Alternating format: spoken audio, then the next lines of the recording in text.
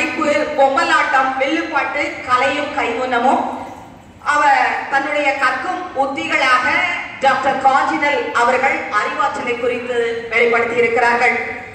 இது எப்படிப்பட்ட அறிவாய் காணப்படுகிறது? மொழி சார்ந்த அறிவாக, தன்னை பற்றிய அறிவாக, பகுத்தறிவாக, மக்கள் சார்ந்த அறிவாக, முப்பரிமாணம் சார்ந்த அறிவாக, உடல் ரீதியான அறிவாக, சங்கீதம் சார்ந்த அறிவாக, மக்கள் சார்ந்த அறிவாய் காணப்படுகிறது என்று டாக்டர் கார்டினல் அவர்கள் உத்திகளை குறிப்பிட்டிருக்கிறாங்க.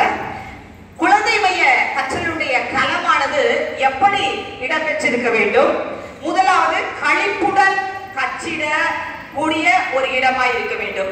அது மாணவர்களுக்கு மகிழ்ச்சி அளிக்கக்கூடியதாய், அந்த இடங்களை தேடி வரக்கூடியதாய் அமைந்திருக்க வேண்டும். இரண்டாவது, சுதந்திரமாய் ஈடுபாட்டோடு கூட கற்றக்கூடிய இடமாய் இருக்க வேண்டும். பாதுகாப்புடன் கூடிய இடமாய் இருக்க வேண்டும். கற்றல் திறன்களை வளர்த்தெடுக்கிற ஒரு இடமாய் அது காணப்பட வேண்டும். குழந்தை கற்றல் செயல்பாடுகளிலே நேரடியாய் பங்கேற்று ஈடுபட செய்ய வேண்டும்.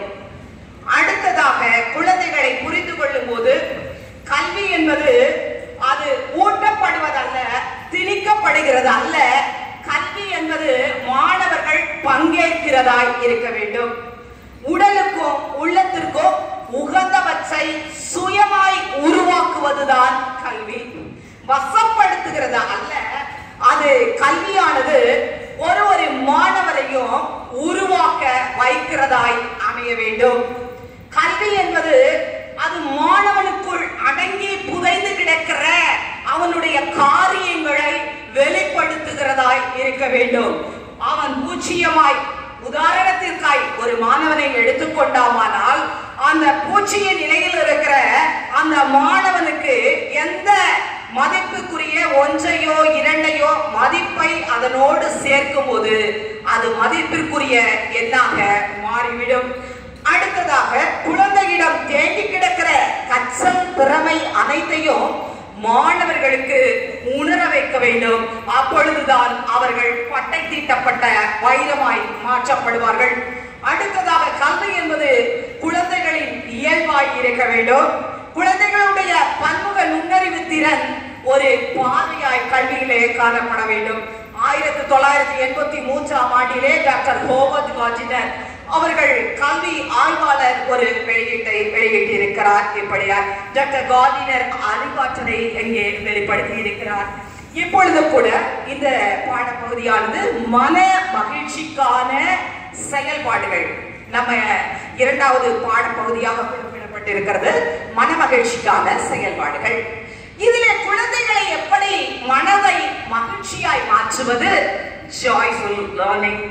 எப்படி மாணவர்களுக்கு புரிந்து கொள்ளக்கூடிய, எளிதாய் அவர்கள் இருக்கிற சூழ்நிலைக்கு ஏற்ற அவர்களுக்கான விதத்திலே பாடல்கள், கதைகள், விதைகள், விளையாட்டுக்கள், வரைதல், விடுகதைகள், கலையும் கைவண்ணமும், நடித்தல், உணர்வுகளை அறிதல் என்ற 9 வகையான ஒரு மாதிரிக்கு எடுத்திருக்கிறேன். நீங்க இதை விட எக்ஸ்பர்ட்ஸ்லாம் இருப்பீங்க. பொம்மலாட்டம் அந்த மாதிரி நம்ம நிறைய கூட இதோட நம்ம ஆட் பண்ணிக்கலாம். இப்போ ஒரு மனமகிழ்ச்சிக்கான செயல்பாடுகள்.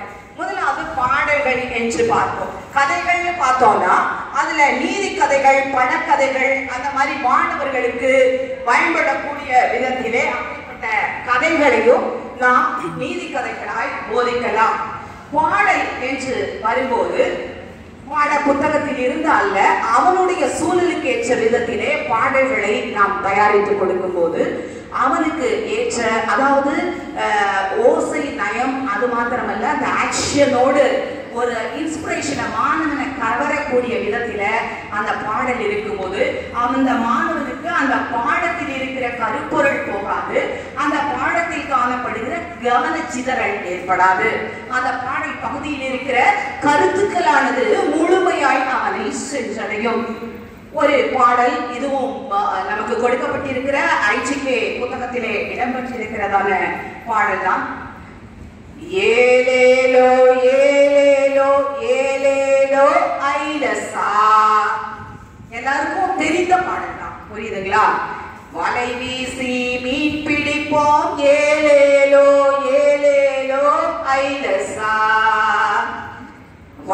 வண்ண மீன் பிடிப்போம் ஏலேலோ ஏலேலோ ஐலசா.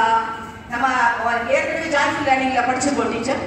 ஏலேலோ ஏலேலோ ஏலேலோ ஐலசா ஏலேலோ. பாடுமா ஒரே ஒரு ஸ்டான்ஸா மட்டும் ஏலேலோ ஸ்லாங் மட்டும் பாடுங்க. ஏலேலோ சத்தத்தை வைத்தி ஏலேலோ இன்னும் ஏலேலோ ஏலேலோ ஏலேலோ ஐலசா.